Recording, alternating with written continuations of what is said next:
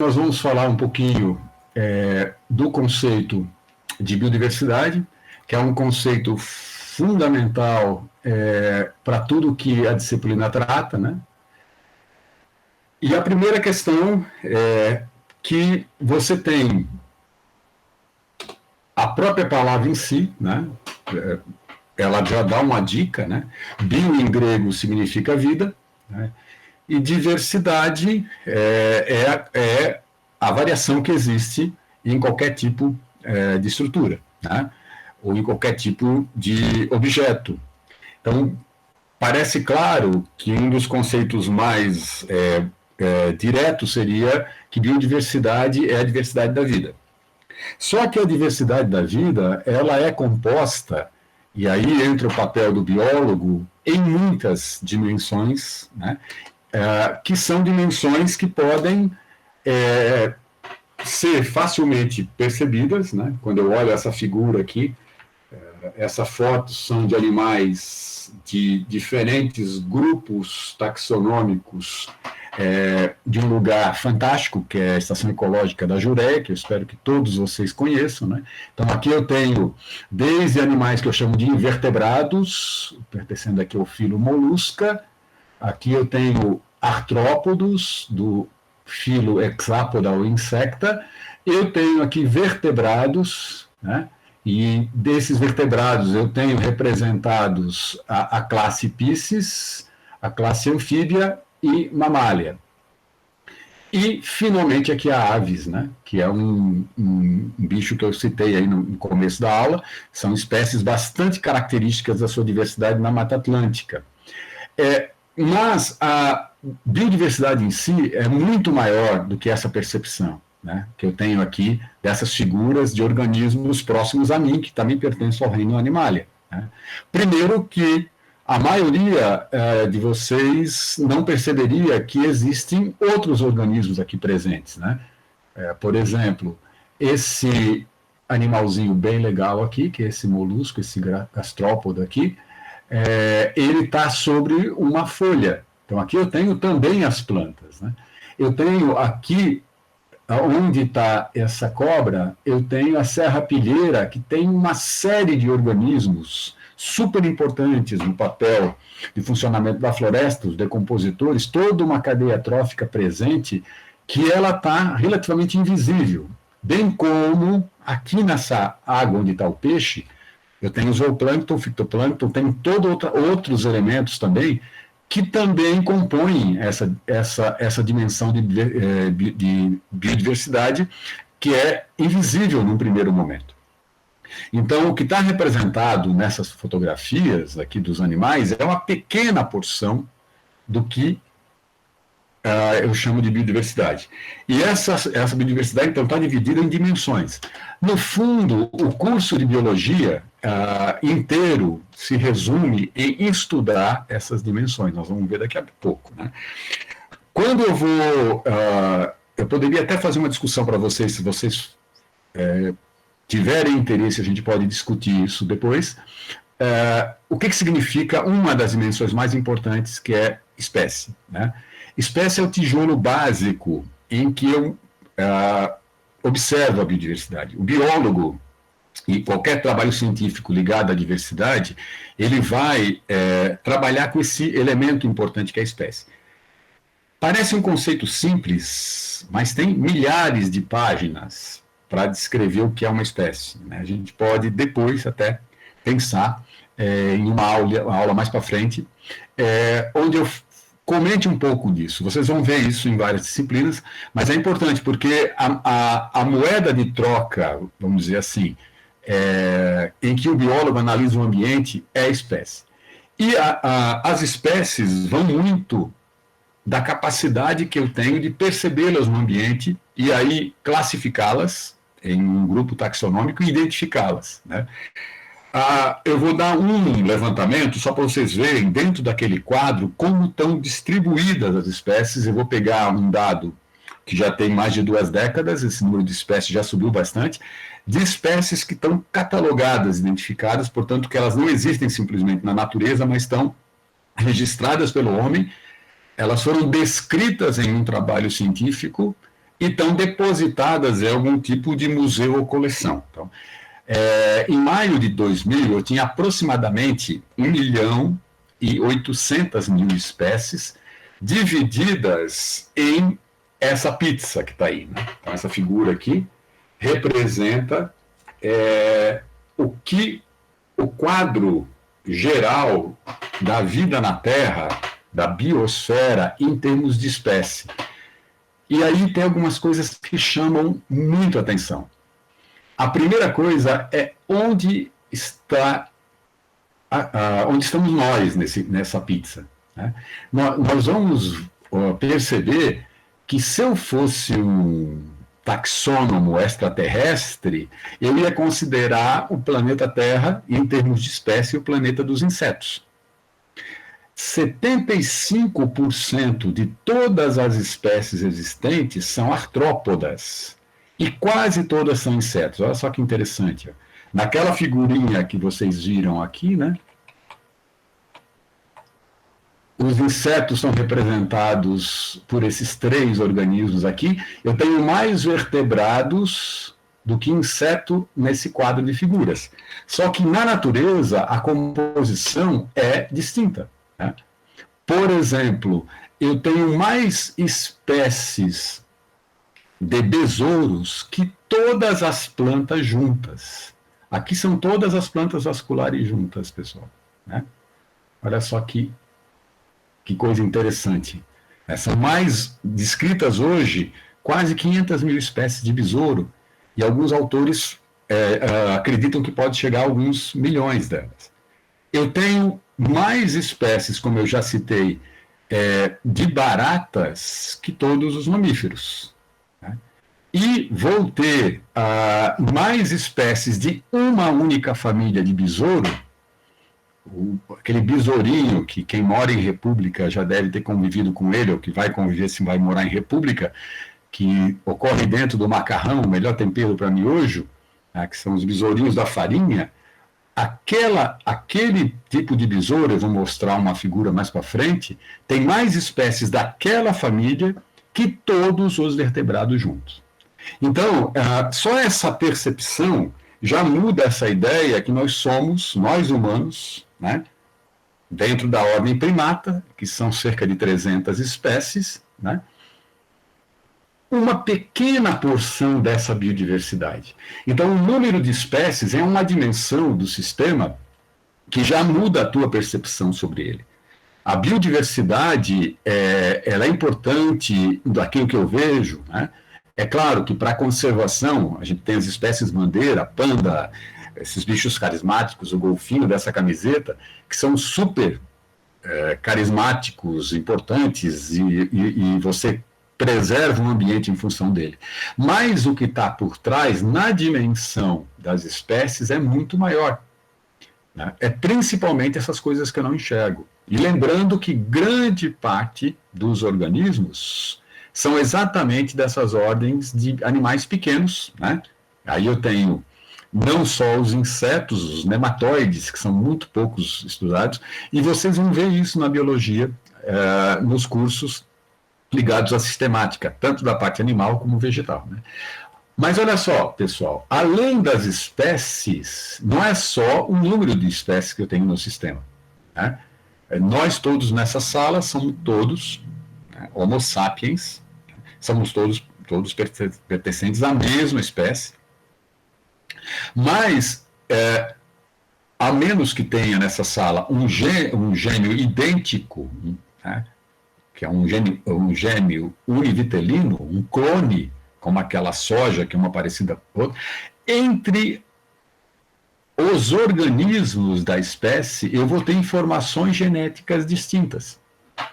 Então, além desse número de espécies grandes que eu tenho, os indivíduos que compõem essas espécies também possuem características únicas.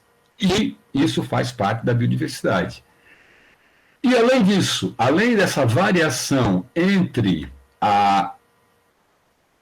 o conteúdo pungênico, né? A palavra a gente não traduz, porque a tradução seria piscina gênica, né? A quantidade de informação genética que cada indivíduo tem, ela varia dentro da mesma espécie, E, além disso, como a figura mostrou, eu tenho organismos que executam diferentes funções ecológicas dentro do sistema.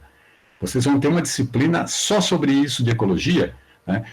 Todo mundo já estudou isso no ensino médio, né? Você tem os produtores, você tem os consumidores primários, os consumidores secundários, você tem os decompositores, você pode ter vários níveis de consumidores, os predadores, você tem os produtores, que são aqueles que, através da fotossíntese, transformam, né, usam a luz solar para transformar açúcar em água. Estou, obviamente, simplificando, vocês vão ver isso na bioquímica, vão estudar bastante isso, mas a fotossíntese é um papel fantástico, porque você usa o elemento da luz solar como um componente energético para fazer a biossíntese, então eu construo matéria viva a partir da luz, né? Você vai ter quem faz isso, e toda a cadeia, que eu chamo teia trófica, que vai se alimentar desse conjunto, nesse sistema. E, finalmente, os decompositores. Isso eu chamo de dimensão vertical, que é o número de níveis, né, como eu comentei, nível tróficos, né, ou camadas, as teias tróficas, que vão também fazer parte dessa biodiversidade. Olha só que interessante. Então, eu tenho espécies, tenho a variação da informação genética, tenho qual o papel ecológico em termos energéticos esses indivíduos ocupam, mas é só andar na mata, né? Se eu for numa monocultura onde o cara plantou determinada coisa com espaçamento, tudo bonitinho, da mesma espécie, eu vou encontrar uma uniformidade. Mas se eu for na mata, eu vou observar uma coisa interessante. Eu não vou encontrar as plantas distribuídas do mesmo jeito. Elas vão estar distribuídas de maneira bem diferente, né, seguindo as melhores áreas de vida que esses organismos têm. E isso vai dar um padrão de distribuição espacial. Né? Para ter uma ideia, eu passei o doutorado inteiro fazendo isso, né? Vendo como é que as minhas formigas lá, no caso eram saluvas, como é que era a distribuição do ninho, como é que fazia as trilhas, e dependendo do recurso, da quantidade de outros ninhos presentes, do tipo de solo, da profundidade do solo, etc., você tinha distribuições espaciais completamente distintas. E aí você vai ter todos esses elementos aí, a distribuição vertical e horizontal vai dar origem ao que eu chamo de dimensão estrutural, que é o papel que o organismo tem naquele ambiente, né, em termos de nicho, que é um conceito bem legal, né, muito pouco entendido, que é um conceito hiperdimensional, que exatamente vai sintetizar todas essas dimensões anteriores numa só, né? E isso vai dar uma complexidade de interações, porque a dimensão horizontal, vertical e estrutural leva a que eu tenho ciclos que ocorrem dentro daquele sistema ecológico. As interações, como se dá o fluxo de energia e matéria, né? Como funciona a ciclagem de nutrientes, porque ela vai ser feita essencialmente por esses papéis, né, verticais e funcionais. Nossa, olha que legal que é ser biólogo, né? Isso aqui resume um curso de biologia completo aqui, né? Quase todas as matérias que vocês vão estudar na biologia vão se encaixar na descrição de um desses componentes, uma dessas dimensões da biodiversidade. Mas o que é mais legal de tudo, aí que entra, e sempre foi meu interesse, a parte mais evolutiva, que isso não é estático, né? Eu tenho mais um elemento que é a quarta dimensão desse processo. Todo esse processo muda, porque eu tenho uma escala temporal, né? É só vocês retornarem, se a gente pudesse entrar numa máquina do tempo, imagina voltar aqui, nesse mesmo lugar que vocês estão hoje, há 10 mil anos atrás. que talvez não tivesse nem a presença, ou talvez a presença indígena super esparsa, né? Você ia ter organismos completamente diferentes. Né? Nenhum dos organismos que eu tenho hoje estariam presentes em termos de que foi domesticado em outro lugar. Né? Eu não tinha, por exemplo, a presença nem de braquiária, de eucalipto, de cana, de todos esses elementos. Eu tinha, então, um outro tipo de estrutura, de elemento funcional, horizontal, estrutural, vertical, genético e o número de espécies, porque isso varia ao longo do tempo. Se o clima muda, você vai ter todas essas dimensões mudando. O surgimento de uma espécie, a chegada de uma espécie no lugar, pode alterar de maneira drástica todos esses componentes aqui. Estão vendo o seminário de vocês? O seminário de vocês se encaixa em algum ponto dessas dimensões da biodiversidade. Uma outra coisa interessante, então, quando eu falo em ecossistema, eu uso geralmente um desses componentes para descrever, mas eu tenho que levar em conta que todo ecossistema, isso é chamado sucessão ecológica, ele vai ter essas várias dimensões, ok? Resumidamente, isso vocês vão ter durante o curso inteiro de biologia. Né? E cada disciplina, as ecologias, por exemplo, vocês vão ter uma disciplina chamada Ecologia de Comunidades, uma disciplina chamada Ecologia de Populações. Né? Vocês vão ter uma ecologia que vai dar uma visão mais geral, depois na etno, uma ecologia mais humana, né? Que vai a percepção mais humana, que vai exatamente discutir todos esses componentes aí envolvidos nesse processo que vai gerar o que eu chamo de níveis de organização. Agora, por que é interessante falar nisso nessa disciplina? Apesar dela ser introdutória. Porque nós, humanos, costumamos nos ver fora do ecossistema. A gente muitas vezes nos considera uma espécie à parte. E nós, como organismos, como os indivíduos que somos, como primatas que somos, nós temos elementos que são diretamente ligados a todos esses componentes. A gente não consegue fugir da natureza. Apesar de a gente ter um universo chamado universo cultural, nós somos seres biológicos. Ninguém consegue fugir disso. Né? Quem acha que isso não existe, não deve fazer biologia. Aí é metafísica que a gente chama. Né? E nós vamos estar, enquanto organismos, dentro desses níveis de organização que, novamente, vão ter essas dimensões aqui. Né? Como é que eu descrevo essas organizações? Isso é super importante, pessoal, por incrível que pareça. Em alguns casos é super fácil definir, em outros não é. Né? E muitas vezes o senso comum não funciona, e nós vamos ver daqui a pouco. Né? É como esses doidos que falam que a Terra é plana. Né? Se eu ficar aqui parado, eu tenho noção que a Terra pode ser plana ou pode ser fixa no universo. Mas é só ter uma visão. Isso os maias já sabiam, olha só. Né? Os maias já sabiam isso há 1000 anos antes de Cristo. Né? Que, obviamente, a Terra se move no espaço.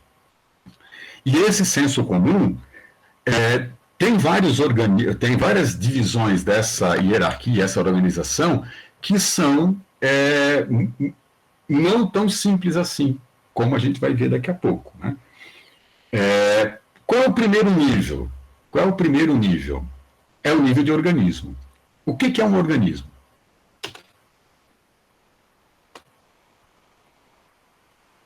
E o indivíduo? Um indivíduo? Será que é um indivíduo? Por exemplo, eu sou um organismo? Sim. Parece aquelas perguntas filosóficas, né? Eu sou um organismo? Vamos fazer uma brincadeira aqui. Qual é o melhor jeito maluco de perder peso? Não comendo. Eu poderia não comer, aí eu morro. Eu poderia cortar um membro. Obviamente é uma bobagem, né? Uma bobagem não, né? Vários animais perdem parte do corpo para se escapar de alguma coisa. Pode ser uma bobagem para mim, mas eu que tenho o corpo relativamente fixo, nós vamos ver daqui a pouco na questão de estrutura corporal humana, isso não funcionaria. Um outro jeito de eu perder peso seria eu retirar os micro-organismos que tem dentro de mim. Por quê? Porque a minha sobrancelha aqui é o equivalente a uma savana africana se eu for em nível de ácaro. Né? Eu tenho vários organismos que são meus ectobiontes e endobiontes. Se estima que alguém com 70 quilos tenha 3 quilos de micro-organismos. Significa que eu perderia 3 quilos automático. Obviamente eu morreria também. Então, você próprio que se acha um organismo, como indivíduo, você, no fundo, é uma comunidade de organismos. Olha que legal, né? Essas definições podem ser altamente complexas. Estão vendo essa figurinha aqui? Está todo mundo vendo? Está aparecendo o meu cursorzinho aqui? Né? Essa aqui é uma representação daquela mata da Jureia que eu falei lá, né? Com vários componentes aí representados. E aqui eu tenho as árvores, certo? Está todo mundo vendo as árvores aqui? O que é cada indivíduo aqui? O que é cada organismo aqui? Fica fácil, relativamente fácil, né? Uma árvore. Esse professor está totalmente doido, né? Uma árvore é uma árvore. Só que quando eu entro na risosfera, eu tenho um fenômeno bastante maluco. Grande parte dessas raízes formam miasmas. O que significa isso? Elas se colapsam e se entrelaçam entre si e formam um grande emaranhado de raízes. Por isso que a floresta, quando você tira a floresta e deixa uma árvore só, pode ser um desastre total. Né? E dessas grandes árvores, inclusive, caem muito rapidamente. Porque, no fundo, a risosfera, eu não sei onde começa um indivíduo, onde termina o outro. Olha que legal. Eu chamo isso de organismo modular, como se fosse um Lego. Né? Quer um exemplo mais simples? Eu faço isso, se a gente estivesse no campus agora, eu ia mostrar para vocês as graminhas que tem fora. Né? Infelizmente, quase tudo braquiária africana. É a mesma história. Na parte de cima, cada indivíduo é relativamente claro. Né? Vai ter, inclusive, onde tem inflorescência é um indivíduo. Só que embaixo eu tenho as toiceiras todas ligadas por estolão, formando um único indivíduo. Caraca, e agora? Onde está a separação de organismo aí? Um outro exemplo incrível. Bambu. Cada haste de bambu é um indivíduo, um organismo, ou o bambuzal é um organismo? É aquilo que eu comentei, pessoal. Então, quando eu me vejo, né? Essa é uma foto clássica mostrando que o ser humano sempre pode piorar, né? Isso sou eu, jovem, né? Quando um organismo é parecido comigo, né? E mesmo assim é complicado, porque eu sou um pool de organismos, né? Eu tenho um monte de estruturas dentro de mim. Né? Essa história de vou matar minhas bactérias, eu estou morto, né? Literalmente eu estou morto. Eu posso até brincar que um modo fantástico de sucessão ecológica, na minha boca, 1 miligrama de saliva tem mais de 10 mil organismos diferentes, né? Indivíduos diferentes, de várias cepas de tipos diferentes. Né? Então, eu próprio sou um conjunto de organismos, mas eu consigo me identificar como um indivíduo separado. Né? Quando você vai no banheiro e não puxa a descarga fazendo o número 2, você pergunta, sou eu, não sou mais eu? Né? No fundo, aquilo é uma parte do teu organismo que deixa de ser a partir do momento que você faz uma excreção. Olha só como esses conceitos, quando você vai ao fundo, é muito mais complicado de ser diferenciado, né? Em relação a alguns conceitos. Como é que eu resolvo isso? Eu separo os organismos em unidades que eu posso descrever, que eu vejo uma relação de linhagem e chamo isso de espécie. Por isso que espécie é importante, porque espécie pode ser uma questão muito mais complexa do que simplesmente um indivíduo separado de um tipo de animal, ou planta, ou fungo, ou bactéria. Entenderam, pessoal?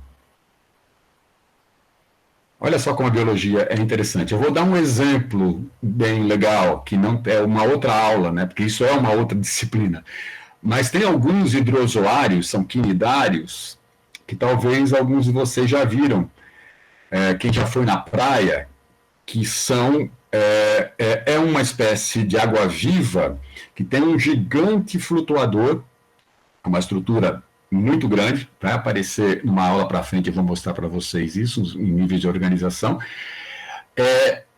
e ela é formada por um tentáculo que, em alguns casos, na espécie adulta, pode chegar a 18 metros de comprimento, é um dos animais mais perigosos marinhos, né, porque ele tem uma estrutura, como é quinidário, ele captura os organismos utilizando uma estrutura química nesses tentáculos, e você vai ter outros tentáculos que fazem a digestão, e você vai ter outros tentáculos que fazem a reprodução. Então, você tem um gastrozoóide, que é para digestão, você vai ter esse tentáculo que vai fazer a captura dos peixes, né? O dactilozoide. E quando eu vou estudar esse bicho, cada um desses tentáculos é um indivíduo diferente, que forma uma colônia. Isso é chamado superorganismo, né? Eu vou mostrar. Sim? No caso, seria uma caravela que o senhor está falando? Isso, uma caravela. Eu vou mostrar uma figura mais para frente, né? E cada um daqueles tentáculos, eles são indivíduos diferentes. É como um recife de coral. O recife de coral, ele pode ter centenas de metros de estrutura que foi feita através da sedimentação ao longo do tempo, mas cada pólipo é um indivíduo à parte, né? Tem uma área, né, que é da biologia, eu vou mostrar para vocês daqui a pouco o livro, que é exatamente a ciência do superorganismo. Resumidamente, por isso que eu tenho que fazer biologia, né? Biologia não é simplesmente descrever coleção de selo, ou fazer catálogo de coisa, ou tentar como a vida é bonita, não sei o quê. A biologia é altamente complexa, porque ela, olha só, eu estou falando da unidade mais básica do estudo da vida, que é o organismo, que depois vai ser separado em espécie, e dentro da diversidade da vida, as dimensões já são completamente distintas, né? Quando eu consigo definir o que é um organismo, ele nunca vai estar sozinho, né? Um organismo sozinho não existe. Um organismo sozinho, em termos biológicos, evolutivos, não existe, porque ele vai morrer, ele vai senescer e ele deixa de existir. O organismo sempre está em populações, né?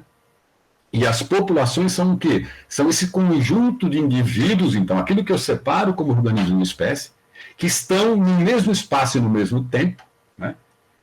E que vão ter a possibilidade de manter intercâmbio genético entre si, né?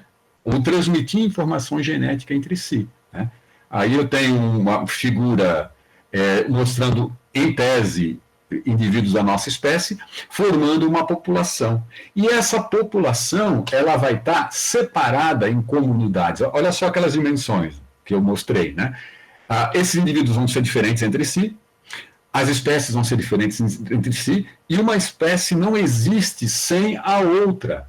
Então, a população ela vai interagir entre si enquanto indivíduos da mesma espécie, mas também vai interagir como o conjunto de espécies que estão na área, né? Aqui eu tenho uma população humana, né? 2 indivíduos. Obviamente, nós não somos organismos aquáticos, mas todas essas marcas aqui, isso aqui é um lugar maravilhoso, lá em Mato Grosso, chamado Bom Jardim.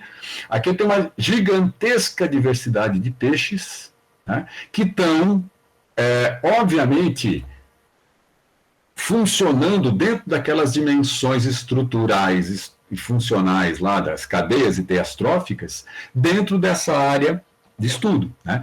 O que é legal para um biólogo é que quem define a comunidade sou eu, né? Eu posso definir comunidade, por exemplo, os organismos da minha boca, né? Os organismos que estão presentes agora na minha saliva. Ou eu posso definir a comunidade que eu quero estudar como a comunidade da Amazônia, ou daquela região lá da Ilha do Cardoso, do Mangue, que eu indiquei para vocês.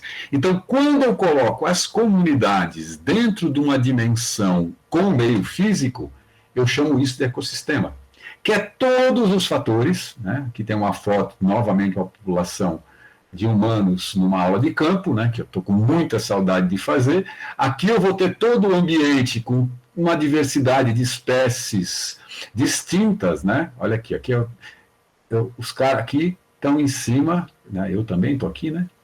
Estão em cima de gramíneas africanas, né? Grande parte disso aqui era originalmente cerrado, transição cerrado, mata semidecidual. Hoje só sobrou nativo, basicamente, essas áreas que eu chamo de corredores ecológicos.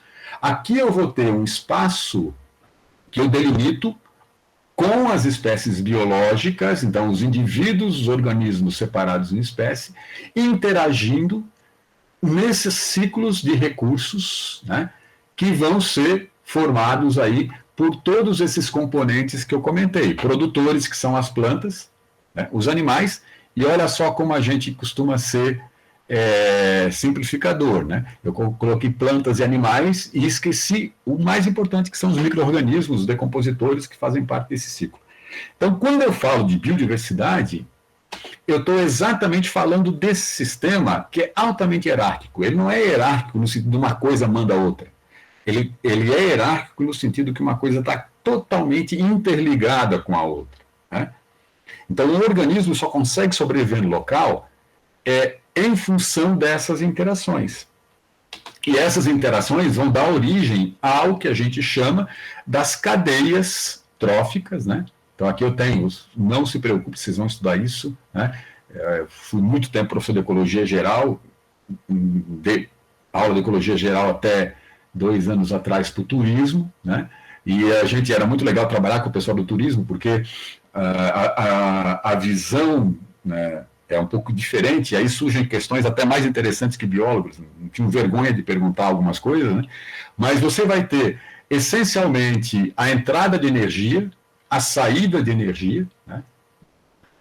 Todos os componentes aqui da cadeia trófica, os produtores, né? Onde você vai ter cada um desses passos aqui, né?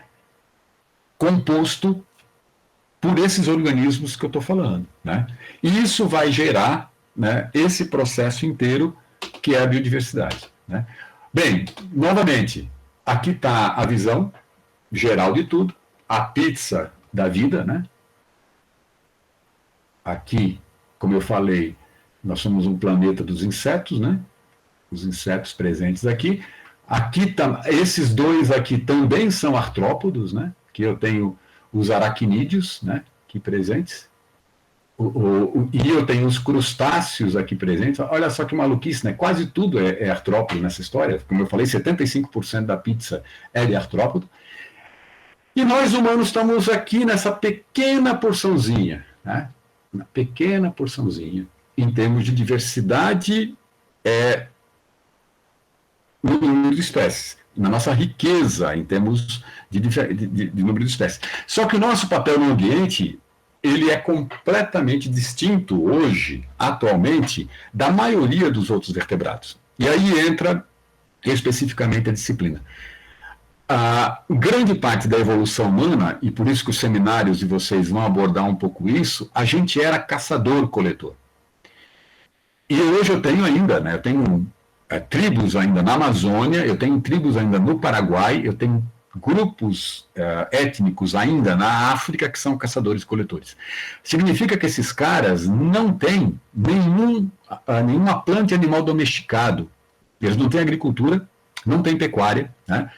Boa parte desses caçadores-coletores já tem o cachorro, então o cachorro foi incorporado como elemento de caça, mas eles dependem essencialmente do ambiente para suas atividades, né? Parece uma frase meio ridícula, porque eu também dependo essencialmente do ambiente para minhas atividades. Só que você imagina, eu viver no mundo, vamos fazer uma abstração aqui agora, né? Tem muita gente que fala da dieta do Pleistoceno aí, né? Seria uma dieta onde você só utilizaria coisas anteriores ao Holoceno, Antropoceno, né? Coisas que não teriam, então, relacionadas ao período que o homem domesticou plantas e animais. É praticamente impossível você imaginar um mundo assim, né? Tudo que você vai comer hoje, quase tudo que você, tirando o inseto que você engolir com a boca aberta andando, né? ele teve algum processo de domesticação. E isso causou uma modificação radical na estrutura, na dimensão do ambiente. Quando a gente passa de um sistema caçador-coletor para agropastoril, né, eu comecei a domesticar plantas e animais, eu mudo a minha relação com o ambiente. Primeiro, lembra daquela dimensão espacial de distribuição? Eu, como caçador-coletor, eu não posso, né, tirando algumas raras exceções, um estuário altamente rico, uma área onde eu vou ter algumas explosões populacionais de um recurso abundante, né, pesca, ou uma migração, eu não consigo ficar fixo, eu tenho que ser nômade. Eu não posso estabelecer populações grandes no lugar, porque aquele recurso, eu sou um mamífero de grande porte, eu tenho recursos que são necessários, nós vamos ver daqui a pouco numa aula para frente, para manter meu cérebro, que é altamente custoso, que é altamente caro em termos energéticos, eu não posso me manter no ambiente, né? E isso causa um elemento super importante de dinâmica populacional. Tanto que eu tinha áreas gigantes em que você tinha um único bando. Como eu já citei, na área inteira do município da Grande São Paulo, não viveriam, né, num período já relativamente tardio da nossa evolução, né, com uma espécie já com capacidade de fazer ferramentas e caçar de uma maneira até muito eficiente, que era o Heidenbergs, não viveriam mais do que um grupo familiar de, no máximo, de 30 indivíduos, né, 2 ou 3 grupos, 2 bandos, circulando na área, 60 indivíduos não sobrepondo o mesmo território. Quando eu passo a ser agropastoril e eu começo a domesticar plantas e animais, né, nós vamos falar isso um pouquinho no seminário do grupo, o que é o primeiro grande evento? A gente passa a ter uma característica de manter um forrajamento central, isso é, ter uma área onde, como um ninho de formiga, exatamente como um ninho de formiga, onde você, eu estou falando ninho de formiga, mas é engraçado, né? A formiga tem mais de 20 mil espécies, tem umas que não fazem isso, mas a maioria dos ninhos de formiga são fixas no território e mantêm o território de forrajamento a partir desse ninho, né? No fundo, quando eu domestico as plantas e os animais, eu passo a poder fazer cidades, né? Aí eu vou ter o homem literalmente modificando todas as dimensões da diversidade, porque eu vou alterar o ecossistema como um todo. Eu vou fazer uma coisa que é super maluca, que é domesticar a paisagem, né? Paisagem, quando eu olho para o ambiente, tecnicamente falando, quando eu chamo de paisagem, é aquilo que o homem, de algum modo, modificou, né, segundo a geografia. Então, quando eu passo não a domesticar apenas as plantas e animais, mas as paisagens, o meu impacto sobre a natureza vai ser muito maior. E isso vai levar exatamente a essa situação que eu chamo no livro lá, que eu depois vou fazer propaganda para vocês, que é o meteoro bípede, né? Eu altero drasticamente, né, a questão das dimensões aqui. Quantas espécies de animais e plantas estão presentes na monocultura de cana-de-açúcar? Quantas espécies de animais e plantas estão presentes numa cidade? Comparadas com as espécies que existiam nesse ambiente antes de o homem chegar, né? Quando eu olho naquelas dimensões que eu coloquei, a minha percepção, e aí vem a percepção do biólogo, muda completamente, né? Então, por que o Brasil é muito importante nessa história? Porque nós temos um legado que é fantástico, né? E é uma obrigação muito grande ser brasileiro. Não porque eu sou ufanista, né? Porque no momento que a gente está vivendo é até o oposto, né? É envergonhar o mundo inteiro do que está acontecendo com a nossa diversidade, mas nós somos mega diversos em quase tudo, né? Quase todos aqueles grupos que eu mostrei para vocês estudados, o Brasil está em primeiro ou segundo lugar. A gente perde por meia dúzia de espécies para aves para o Peru, né? Por conta dos Andes, que talvez tenha mais coleta lá, mas de resto nós temos uma gigantesca biodiversidade, que é uma herança de todos no planeta, né? Nós abrigamos 7 biomas. Esse termo bioma é relativamente complexo, depois vocês vão estudar mais isso, numa disciplina chamada biogeografia, né?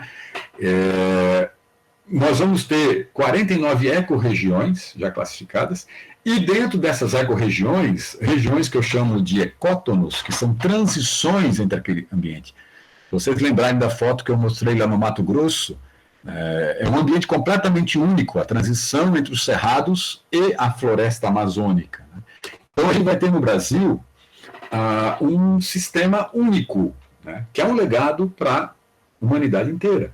Um sistema único, por exemplo, né, que no litoral, na Mata Atlântica, eu já perdi praticamente, né, em termos de maciços, eu vou ter alguns contínuos aqui na região, no litoral, que vai do norte do Paraná, ou melhor, do norte de Santa Catarina, metade de Santa Catarina até aproximadamente o Espírito Santo, né, o sul da Bahia, altamente fragmentada, mas grande parte dessa Mata Atlântica aqui, né, 93% foi impactada de maneira severa, né? O Cerrado é um ambiente maior, praticamente, que quase toda a Europa continental. E o Cerrado, nos últimos 30 anos, não é séculos, é 3 décadas, perdeu aproximadamente 50% de sua área, e hoje só 20% do Cerrado está relativamente protegido, né? E quase todos esses 20% ameaçados pela monocultura. O Pantanal era talvez o ambiente no Brasil considerado o mais livre de impactos imediatos, até o ano passado, onde simplesmente em um ano, isso é um dado que nós vamos ter muito tempo ainda para chorar, né, porque a gente ainda está no calor da coisa, mas os incêndios criminosos, eu trabalhei num projeto de longo prazo. O Pantanal, ele tem incêndios pontuais, mas o que aconteceu no Pantanal foram incêndios premeditados, em quase todo o Pantanal, incêndio criminoso, principalmente das fazendas que queriam entrar em algumas áreas altamente estratégicas, que eram áreas de conservação que não estavam ainda sob uma vigência de uma APA ou de um parque, né? E as estimativas são que pelo menos 30% do Pantanal queimou no ano, o que é um verdadeiro... a gente não tem a ideia desse impacto do que aconteceu de 2016 para cá nesse país, né? A Caatinga é um ambiente riquíssimo. Quem conhece a Caatinga, o Raso da Catarina, onde tinha Araringa Azul, né? O filme da arara lá, ele é muito engraçado, né? Porque pega a arara que é daqui e põe como se ela fosse da Mata Atlântica do Rio de Janeiro, e é uma região que tem uma diversidade incrível em alguns lugares. E o pior, quando eu ponho água, eu irrigo a Caatinga, eu modifico a Caatinga, eu modifico o ambiente. A gente só agora, nos anos 90 e começo dos anos 2000, estava começando a ter projetos de conservação na Caatinga. Isso simplesmente também está sendo descontinuado. E a Amazônia, que vocês, obviamente, têm um foco, né, maior da mídia, né? A Amazônia tem 18% de toda a água doce do mundo. A Amazônia é a floresta tropical mais significativa do planeta. A Amazônia, por si só a Amazônia brasileira, aí sim, é maior que toda a Europa continental, né? Ela já tem, eu trabalhei nessa região aqui, né? E trabalhei um pouquinho na calha do Rio Amazonas. Ela já tem áreas aqui que é chamada, inclusive, do arco do desmatamento, e estados como Rondônia e agora Roraima, infelizmente, né, que era um estado que tem uma situação muito legal, porque ela tem uma parte que é uma área de transição para campos abertos, é um ambiente super interessante, que simplesmente está sendo muito rapidamente impactado, né? Então, quando a gente fala de ambientalismo no Brasil, a dimensão é muito maior, né? Não é uma questão simplesmente de movimento ambiental, né? é uma questão de quanto a gente está perdendo de biodiversidade numa velocidade muito rápida. A gente não sabe nem as espécies que existiam. Né? Em lugares que eu trabalhei no Mato Grosso, que final dos anos 90, com os anos 2000, era só cerrado, hoje é só soja. E ninguém nem coletou. Não foi feita nenhuma coleta. Esse material simplesmente biológico, essa diversidade simplesmente se perdeu. Né? Um país inteiro como a Bélgica e a Holanda desaparece em 2 anos. Né?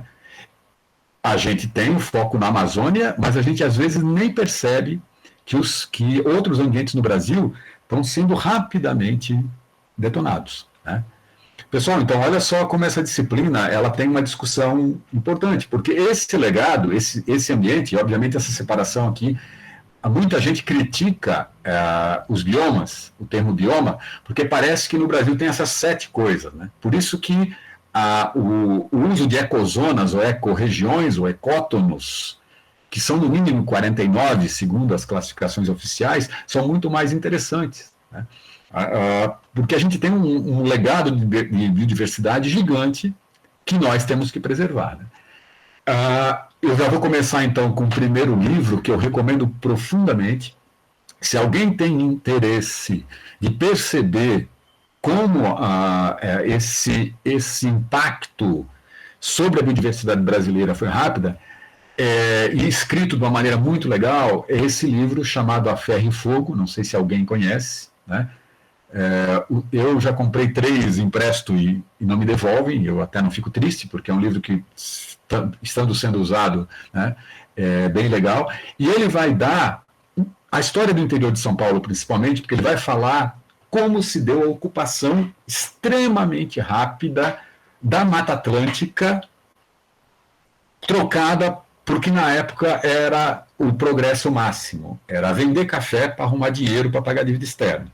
Né? Quem viaja pelo interior do estado do Rio de Janeiro, não sei quem teve essa chance, ou em algumas regiões, principalmente na parte sul de Minas Gerais e nas regiões de São Paulo, vai ver o efeito dessa ocupação que ocorreu, principalmente de meados do século XIX até os anos 60 do século XX, onde rapidamente regiões inteiras foram simplesmente devastadas, plantando café morro abaixo, né? Plantando café sem nenhum cuidado técnico, nos lugares, inclusive, que o Darwin visitou. Tem uma descrição do Darwin lindíssima sobre a floresta atlântica do Vale do Paraíba, onde ele fala que era um dos lugares que parecia a mais bonita das catedrais que ele tinha visitado na vida, né? E aquilo foi substituído, né? Quem vai do Rio de Janeiro para São Paulo, Vale do Paraíba, se percebe isso, e aquilo foi substituído por uma monocultura de lucro a curto prazo, que não deixou literalmente nada de bom para a humanidade, na minha opinião. Né? Tudo que foi explorado ali foi explorado de um jeito completamente equivocado, de lucro fácil a curto prazo, sem levar em conta as dimensões da biodiversidade existentes. E é engraçado, né? A gente repetiu a mesma coisa no Cerrado, agora com a entrada da soja e a pastagem. Né? E está fazendo isso no Pará, nesse momento agora, para ocupar uma área de floresta riquíssima, né? Que vale muito, muito, muito mais em pé. Né? Isso não estou falando em termos ambientais, estou falando em termos econômicos, que deixar a floresta lá bem manejada dá muito mais riqueza do que cortar tudo para botar Nelore, botar boi, pasto, né? E encher de braquiária. Né? Então, pessoal, esse é o lado ambientalista da disciplina, e eu recomendo profundamente, não sei se alguém, depois a gente pode até discutir, alguém teve o contato, esse Warren Dean é um cara muito legal.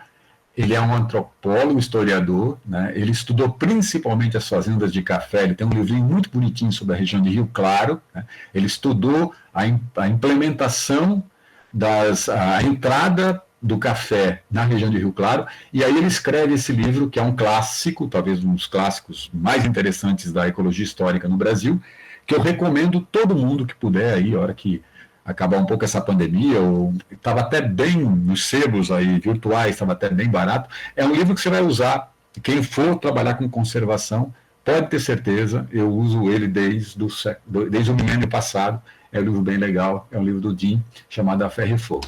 E a questão, obviamente, atual é a questão da Amazônia. Agora, novamente, pessoal, a gente vê a Amazônia porque ela tem um impacto muito grande geopolítico. Né? Muitas vezes a gente esquece dos outros ambientes que estão aqui em nossa volta. Né? Quem está no interior paulista sabe o que aconteceu. Né? Você tem o litoral de São Paulo, a área da Mata Atlântica, na Serra do Mar, preservado porque não tinha onde plantar. Né? O terreno não permitia monocultura. E onde tem, quem conhece o Vale do Ribeira sabe que eles enfiaram banana e chá onde dava para plantar. Né? Então, o interior de São Paulo sofreu um impacto gigante e está sofrendo ainda. Né? Pessoal, tem alguém que quer falar? Eu só quis confirmar que é verdade, o negócio da banana. Só tem banana no Vale do Ribeira. E a gente às vezes olha para a Amazônia, não que não tem que olhar para a Amazônia, mas nós somos biólogos, por isso que a gente tem projetos, né? Eu, o Elbert, o Fernandinho, vários professores de Sorocaba que vocês vão ter contatos, a gente tem projetos em São Paulo, a gente está com um projeto agora no Cerrado aqui em São Simão, no Cerrado aqui, né? Lembrando que no estado de São Paulo, olha que coisa assustadora, só sobrou menos de 1% do Cerrado original.